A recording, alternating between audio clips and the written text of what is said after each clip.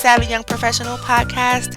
My name is Tanida Mullen, and on today's show, my guest is Linda P. Jones. Linda is America's wealth builder, and today we are going to talk about all of the things that you can do to build wealth in your life. We are going to talk about investments. We are going to talk about wealth building tactics. We are going to talk about what you have to read and all of the mindsets that you need to be in order to build wealth. So if you are interested in getting a little bit more info about how to build wealth for the long term, stay tuned.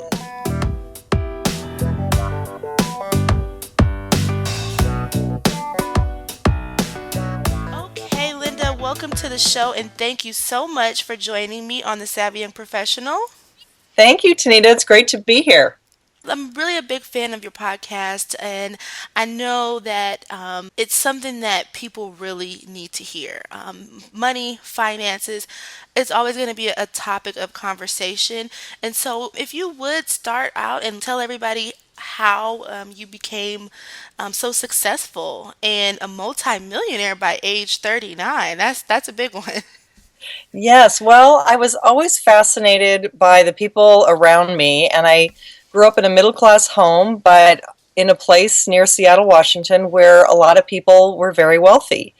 And I just would see their waterfront homes and their yachts and their fancy cars, and I just thought, how does that happen? And I wanted to know, and it sort of became my life question of how does wealth grow and why are some people rich? And I got to reading Think and Grow Rich. I read Think and Grow Rich when I was 10 years old.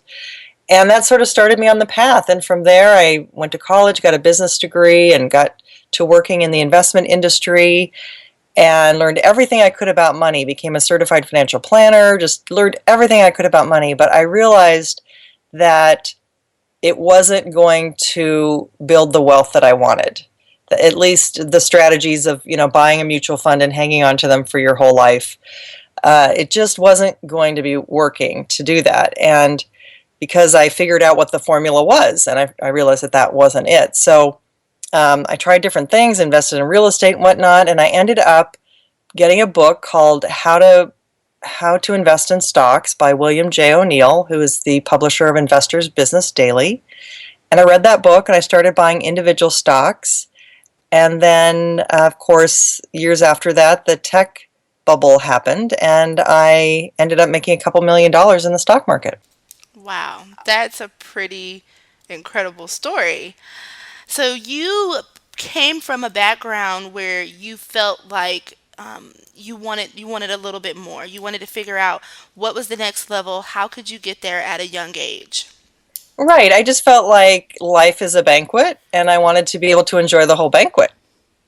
Wow, that's a good quote. Well, it's actually from Auntie Mame. There's a classic movie. I don't know when it was made. I think in the 50s probably. And Auntie Mame was kind of a crazy aunt. And she said, life is a banquet and most poor suckers are starving to death. Wow, that's interesting. I'm gonna have to check that out.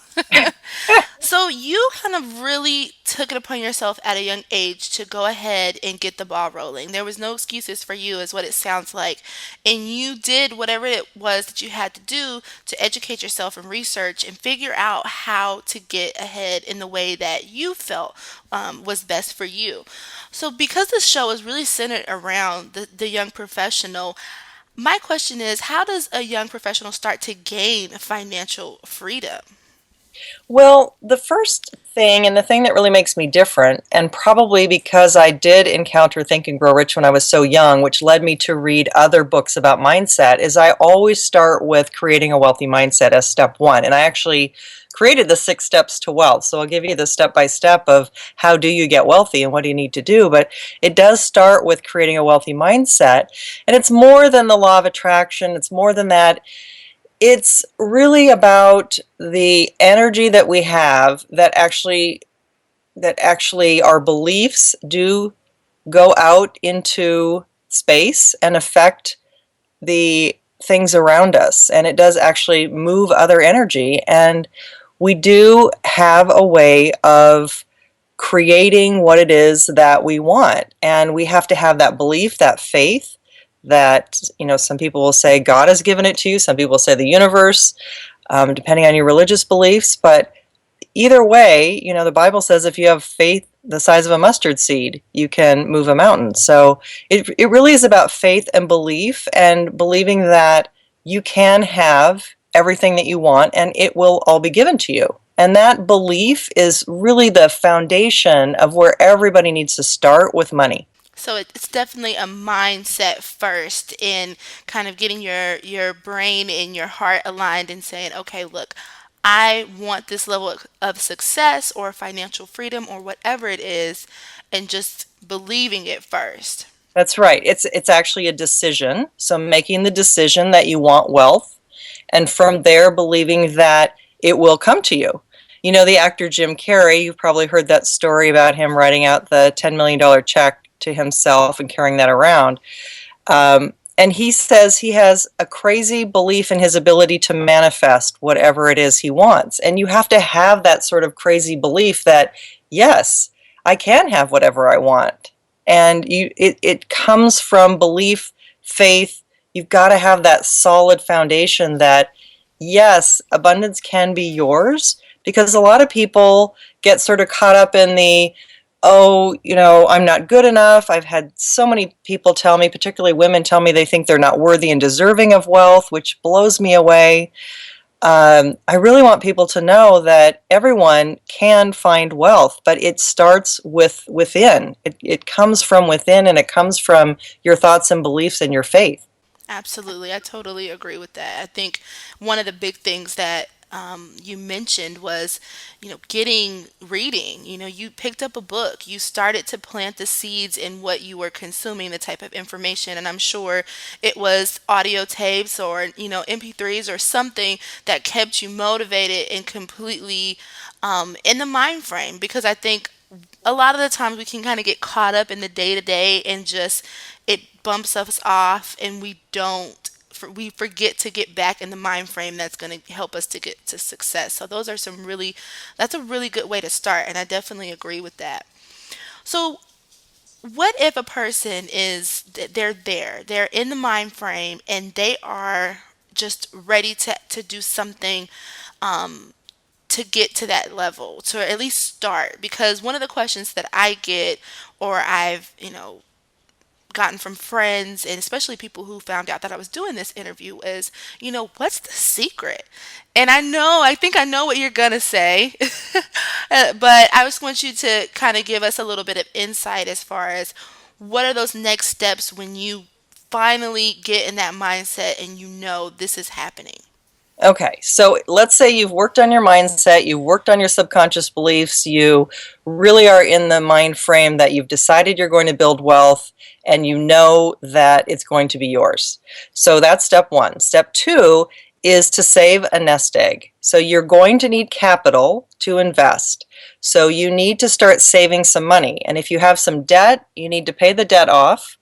If you have paid your debt off, then you need to just start saving whatever you can. Wherever you are, just start right there. Of course, 10% is always a good rule of thumb, and paying yourself first is a good habit to get into. So those are some kinds of things that you can do to start building a nest egg, but that's definitely the next step. Okay. Building a nest egg. That's awesome.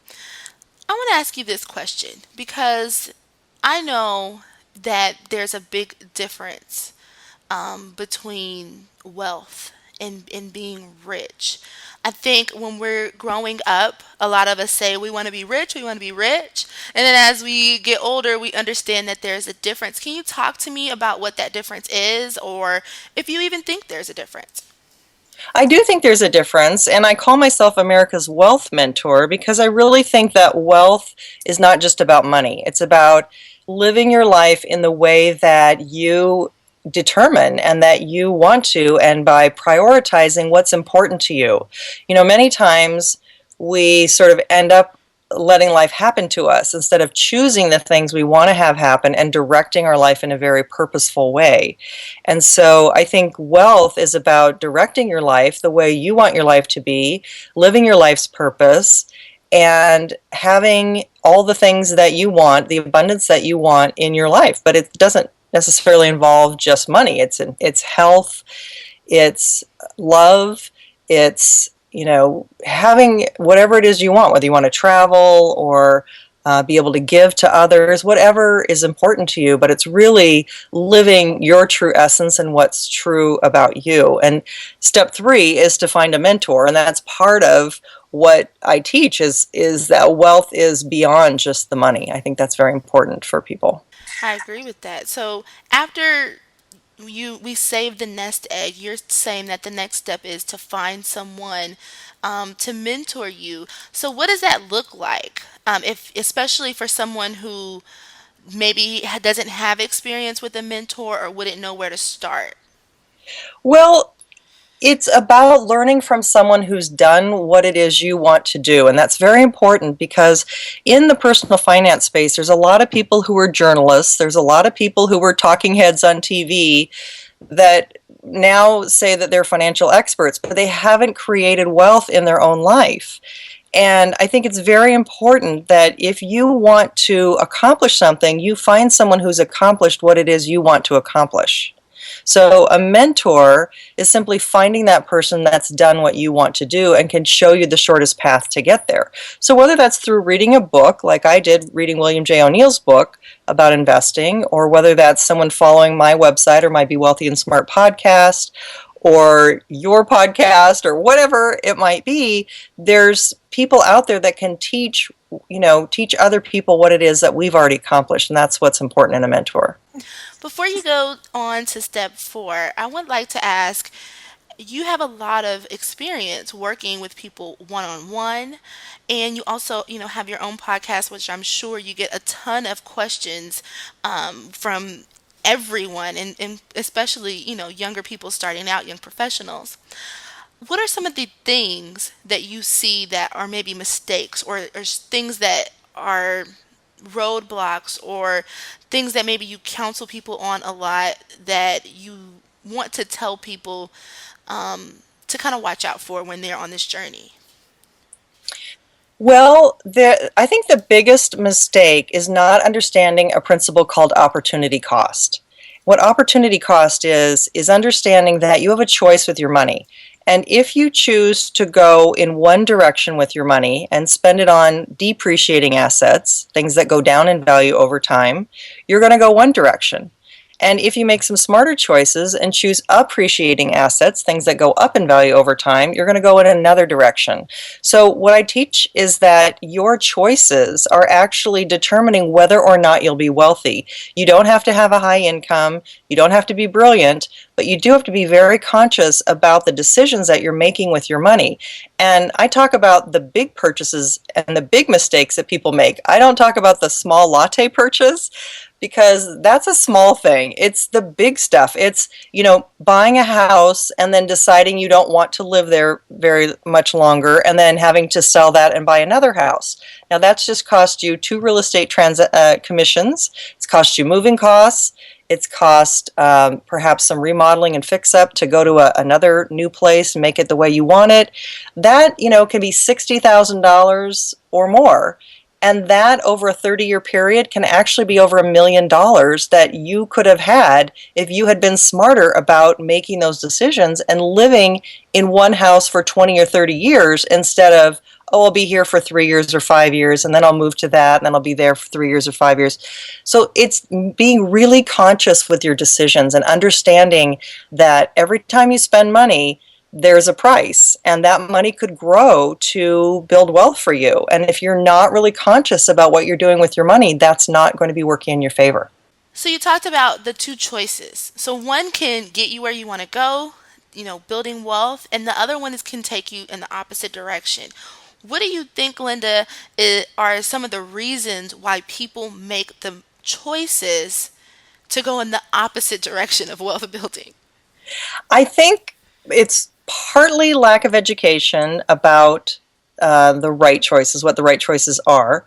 And I think it's partly we're under so much stress and pressure financially, and just people working and not being happy in their job. And so they go out and they spend money as a release to make themselves happy. and they release in buying, expensive items, designer handbags, or something that makes them feel like they've accomplished something because there's an emptiness inside that they're not feeling from their job or they're not feeling in their life. And so I think that sometimes we try to fill ourselves up by giving ourselves these quote unquote rewards or things that we think are rewards. But in reality, what they're doing is they're keeping us from building wealth because they're not increasing in value. They're not, that designer handbag, for example, for women, is not going to increase in value. And yet, if you do that over and over and over, now you've spent, tens of thousands of dollars. I always use Sex and the City as my example because Carrie Bradshaw on that TV show spent $40,000 on shoes. And then she realized that, gosh, that's the down payment on a New York condo that she really wished she could buy but couldn't afford because she had spent the money on shoes. So that's the kind of thing that happens with people. They sort of don't have a good plan for how to spend their money, and they don't understand opportunity costs, that those shoes have an opportunity cost, and that opportunity cost is keeping you from investing in something that can build wealth for you. That sounds like the number one thing that I think that people have to realize. And wouldn't it be so great if we could buy a home or a car with shoes? I'll give you 40 pairs of shoes. Just go ahead and give me that car. I wish. Okay, Linda, so what's step number 4? Step number 4 is investing in a money engine. Money engine is something that's going to grow and build wealth for you. So it could be stocks, like how I built my initial wealth. It can be real estate. It can be precious metals. It can be other investments. So it's something that is going to be able to grow and build wealth and be more valuable in the future. What about step number 5? Step number 5 is compounding at a high rate. So we all know that interest rates are very low right now, and people are always asking, where can I get some decent interest rates? Where can I put short-term money? Or what am I supposed to do with my money? How can I get it to grow? Well, over the long term, the stock market does average over 10% per year. And that has been a decent investment for a lot of people in the long term if you're looking, over your lifetime. Certainly real estate has performed really well, and a lot of people have built wealth, particularly in the last 15 years from a booming real estate market. So those things are important to look at and make sure that wherever you're putting money, it's something that is going to grow it and grow it at a high rate. But I have to say, businesses are one of the best places to build wealth, and almost 77% of the wealthy have actually built their wealth by having a business. And that includes professionals, but it also includes entrepreneurs. That's interesting. Okay, so you talked about making investments. And I think that is a really great area for people because what we see on TV and what is real and how the process works is totally different. Some people, they see something on a television of investing, and they go ahead and make a leap and don't do the research, and then they learn the reality. And then you have people on the other end who are intimidated by what they see and what they hear from, media. So what can someone do if they really want to educate themselves on how to make the best investments, get started in investing their money? What do you think are some first steps for someone who maybe has been a little jaded from what they've seen or heard? Well, one of the first steps is usually investing in a 401k if you're at work, because usually you get a tax deduction for that, or you're not taxed, on that. And you also have the ability to have matching from your company. So that's a good place to start for most people if they're employed, or they can set that up another self-employed retirement plan if they are an entrepreneur. So usually that's a pretty decent first place for many people. But beyond that, what I encourage people to do is really understand cycles, because the economy moves in cycles. And you have to be looking at where are interest rates and what's going on with interest rates and how do interest rates affect different investments, because there's no one place to invest that's always going to do well. Money actually moves in cycles and moves from one place to another. And I say trees don't grow to the sky, which means that no one investment continues to go up exponentially forever. It always will go up for a period of time and then go down for a period of time. And that's what I call a cycle. So people need to really learn about cycles, learn how interest rates and inflation impact cycles, and that will give you a framework for understanding where can the next great place be to grow wealth.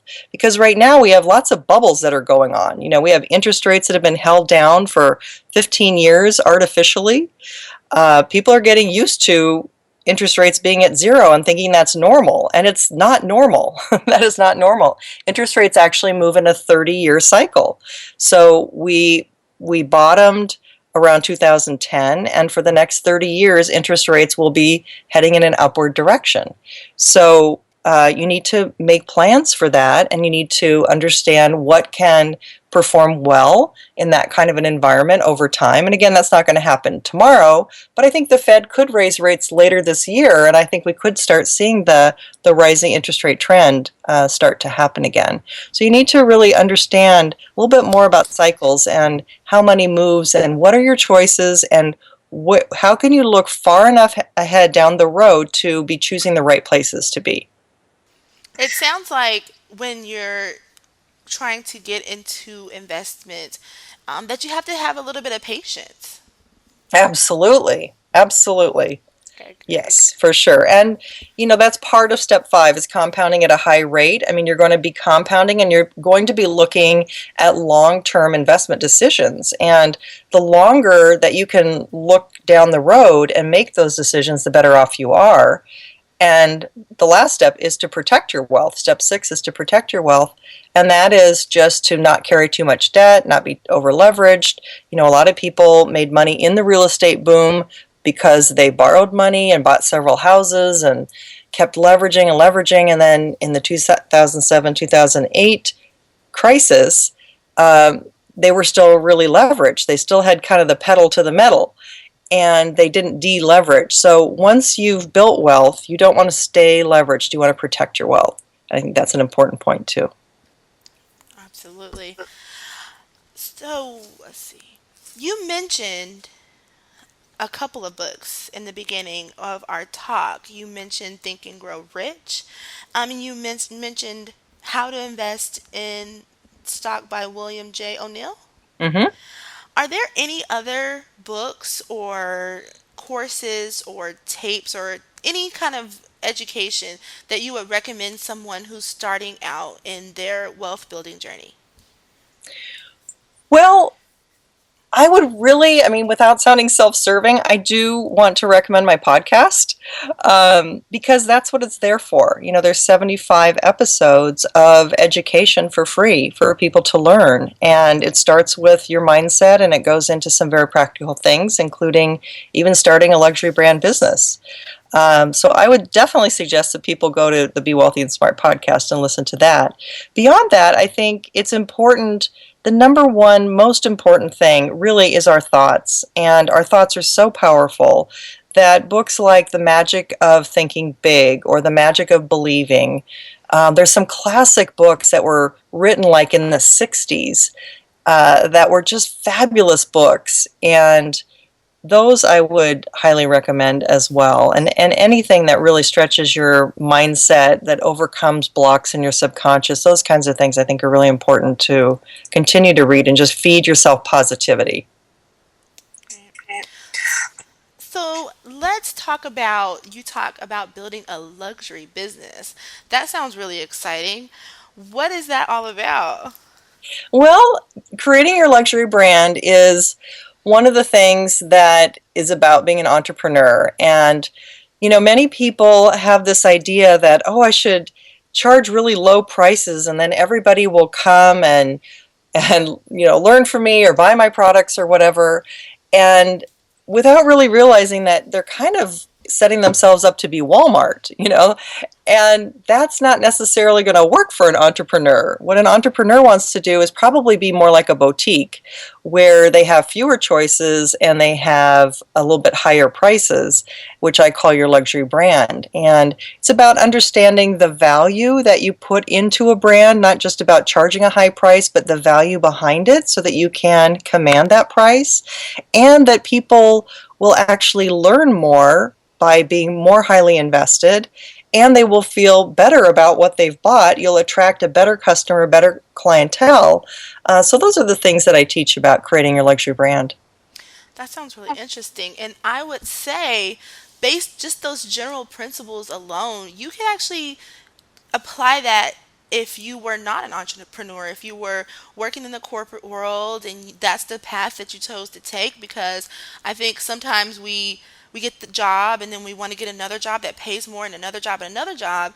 And just taking the principles that you said, invest in yourself, make some investments in your education or learning a certain skill, so and not just jumping from job to job, but really investing in yourself as a professional so that you are kind of like the boutique. I mean, you are going to be the person that people would look at and say, wow, this, he or she has actually invested a lot into themselves, and we want to keep them, or we want to, give them a raise so that they don't have to leave and go to job to job to job. Would you agree? Absolutely. And I even talk about that like yourself as a luxury brand, even if you work for someone else. And that means that you can become known for a particular specialty within your corporation. So you want to help develop your reputation about what is it that you're really good at? What is it you should be known for? And then you also want to have some really cool quality things around your desk, like a really maybe like a really nice Mont Blanc pen or something that you sign things with, and, just have some little touches in your office. I know financial advisors that have beautiful china and silver in their office, and just little things that set them apart, that make them feel a little bit more luxurious and a little bit different than the average person. Wow, that's a good tip. I might have to try that one. And I think it would actually help people to remember you, especially in the sales world. Absolutely. Well, Linda, I we're coming up to the end of the podcast or the end of the show, and I really want you to kind of get into some of the things that you feel are most important. Now, you gave us six really key components to building wealth, but what are the things that maybe sometimes linger when you are working with clients or when you maybe even are working with someone who's just getting started? What are some of the things that you wish that you can kind of go back and just remind people of that they sometimes forget? I just want to remind people that they are creating their life, that they are not having life happen to them. They're not a victim, that they actually can plan their life and have the life that they want. And it's a matter of prioritizing what you really want in life, what you want to spend your money on. Is it a super nice car? Is it a super nice home? There's ways to get that. And you don't have to buy the car brand new. You can buy it a few years old with, low mileage and and in really great condition. And just buying a car 3 or 4 years old instead of buying the brand new car every few years can actually save you hundreds of thousands of dollars in your lifetime by not doing that over and over again. I have a friend who her husband likes to buy new cars, and we calculated that over their lifetime he bought something like 16 new cars, and we calculated how much depreciation that car had, up to $20,000 in the first couple of years. You take that at a 10% interest rate that could have been invested in, and it literally was over $1 million that they could have had in their net worth, that instead was, frittered away on new car buying.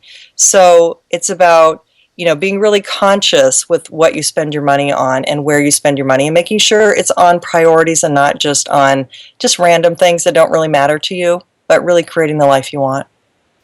Heard it here, people prioritize and really make smart choices. Think about it, step back, don't impulse buy. I think we all have that problem. And I think just listening to everything that you were saying today, that could be one of the best things you can do is just really take a step back. And I know me personally, I went through this phase, and it kind of turned into a habit where I would wait to make purchases. I would just wait. I wouldn't be so hasty. I would kind of step back, wait it out. Even some of my smallest purchases, like maybe $50 to $100, I would just walk around the store, and by the time I made a full lap, I literally got rid of 5 or 6 things that I had in my hand. So I think that sometimes just being patient and backing up a little bit would really help, to at least give it a little jump start to your wealth building mindset. Yeah, absolutely. And shopping is really fun to just go and browse and look and think of something that you want, but not buying it right then. And then finding a way to buy it at the right price. So I always say you can have whatever you want, but buy it at the right price. And you can buy it, wholesale, you can buy it at outlets, you can buy it at discount places, there's all different kinds of ways to get good prices on certain things. And I've had so many examples over my lifetime of things that I've wanted that I've been able to buy at a better price than paying full retail. So if people get really savvy with being able to shop around, and certainly the internet is a huge help with us nowadays, bigger than it was years ago, in terms of getting that information, you can have what you want and get it at the right price. And that is part of that prioritizing being really smart with money. Wow. Linda, towards the end of the show, I like to ask this one last question of my guests. And what it is if you knew what you know now, then, in the past, what would you have done different, or what would you have told your younger self? I think I would have probably gone for my dreams a lot sooner.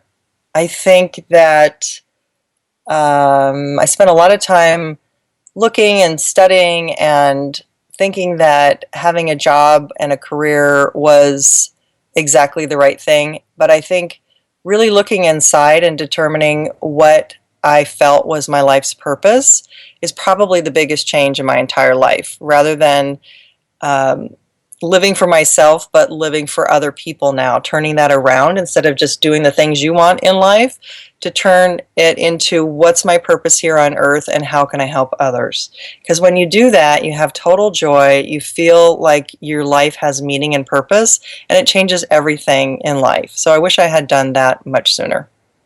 Thank you so much for coming on the show today.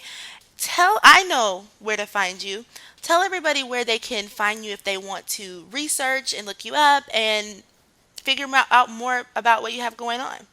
They can go to my website, bewealthyandsmart.com, and they can go to iTunes for Apple products, go to the Be Wealthy and Smart podcast. On Android products, they can go to Stitcher Radio and look for Be Wealthy and Smart. Wow, what a wealth of information that Linda provided. I think one of the main ideas that really stuck with me was the idea of getting into a mindset. It all starts with a mindset, it all starts with a decision for you to figure out what it is that you really want to do. Get that in your head, and everything just moves from there. Linda was a great guest. And if you enjoyed this show, if you picked something up from this show, if this is something that you would share with your friends and your family, I'd truly appreciate if you would leave a comment in the comment section and subscribe to the podcast. That way, when a new show comes out, you don't even have to do anything. It'll automatically show up in your player, whether that be on Stitcher or iTunes. Just make it easy for yourself. Thank you for listening to this show, and all of the resources will be provided in the show notes. And you can also go to thesavvyYP.com to find not only this episode, but all of the past episodes on the show, and all kinds of interesting articles about career and leadership and life. Thank you so much for listening to the show. See you later, YPs.